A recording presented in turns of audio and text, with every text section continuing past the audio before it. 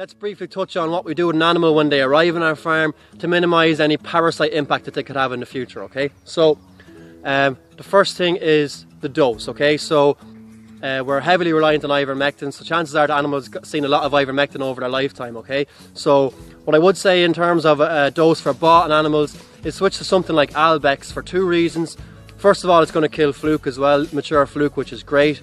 Second reason is, if there happens to be an ivermectin resistant population of worms in your animal, that the Albex should be effective against those worm populations, okay? So we're reducing that population down, we're not introducing new resistant worms onto your own farm.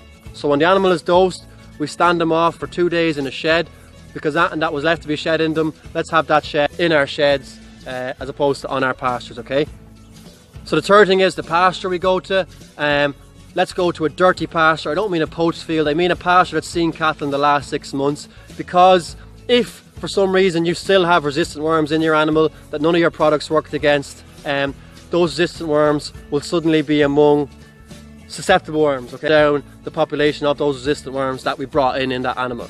If we go to a clean pasture, those resistant worms, the only worms that they have to mate with are the ones that come in with the animal.